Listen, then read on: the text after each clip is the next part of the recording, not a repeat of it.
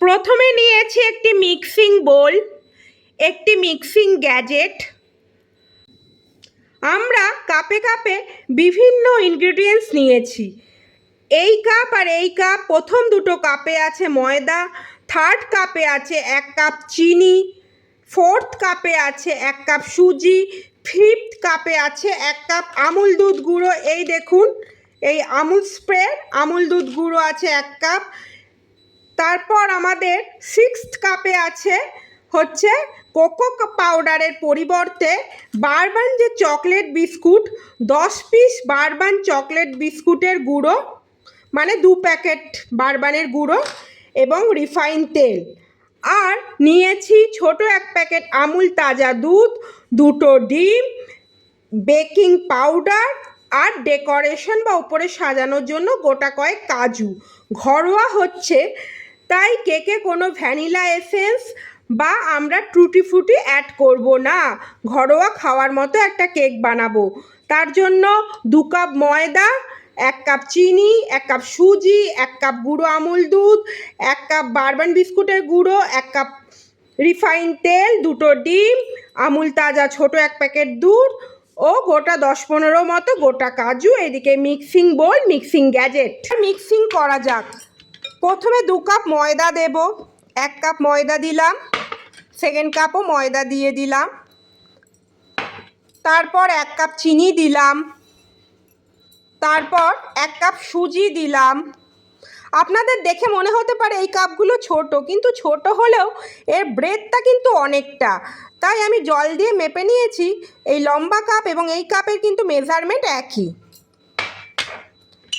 1 cup Amul spray অর্থাৎ আমুল গুঁড়ো দুধ নিলাম এবং 1 কাপ বারবান বিস্কুটের গুঁড়ো কোকো পাউডারের পরিবর্তে, 1 কাপ রিফাইন তেল দেব।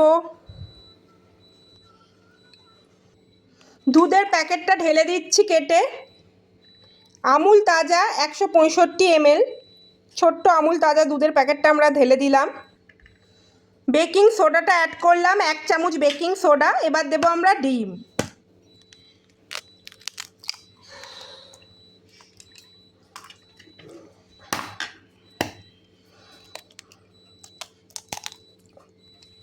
দুটো ডিম অ্যাড করেছি। এবার আমরা সমস্তটা গোলাবো এবং এর মধ্যে পরিমাণ মতো জলটাও দেব। আমরা জলটা দিয়ে অ্যাড করব। এই কাপের 1 কাপ জল দেব, দিয়ে সমস্তটা আমরা ভালো করে মিক্সিং করব। প্রায় মিনিট 20 মতো এইভাবে মিক্সিং প্রক্রিয়া চালাবো। একটি অ্যালুমিনিয়ামের বাটি নিয়েছি এবং এই বাটির ওপর আমার মেয়ে যে ক্লাস 4-এ পড়ে, সংস্থিতা, এই কাগজটা কেটে দিয়েছে। এই কাগজটা বসিয়ে তার উপর তেল ব্রাশ করে আমরা ব্যাটারটা ঢালবো। দেখতে পাচ্ছেন বাটিটায় কাগজটা ঠিকঠাক বসিয়ে অয়েল ব্রাশ করে নিয়েছি। এবার ঢালার পালা। ব্যাটারটা ঢালতে শুরু করেছি। গ্যাসে একটি কড়াই বসিয়ে তার মধ্যে লবণ দিয়েছি। লবণটাও যখন তেতে উঠেছে তখন একটি স্ট্যান্ড এর মধ্যে বসিয়ে দেব। স্ট্যান্ডটা বসানোর পর আমরা বাটিতে রাখা ব্যাটারটা অর্থাৎ বাটিটা হালকা করে বসিয়ে দেব এবং এর মধ্যে একটা চাপা ঢাকনা ঢেকে দেব। এবার একটি গামলি, যেটা এটা কড়াইয়ের মাপে একেবারে সমান সমান, সেটা এঁটে দিলাম। প্রায় 20 মিনিট মতো হয়ে গিয়েছে। এবার ঢাকনাটা সরাবো। দেখুন, কেকটা পুরোপুরি না তৈরি হলেও খানিকটা হয়েছে। এবার ওপর দিয়ে আলতো করে কাজুগুলো সাজিয়ে দেব, যাতে কাজুগুলো একবারে ভেতরেও না ঢুকে যায়, আবার ওপরটা দিয়ে সুন্দর করে সাজানো থাকে। এইভাবে সাজাবো। দেখতে পাচ্ছেন কাজুগুলো ওপর দিয়ে সুন্দরভাবে সাজানো হয়ে গিয়েছে।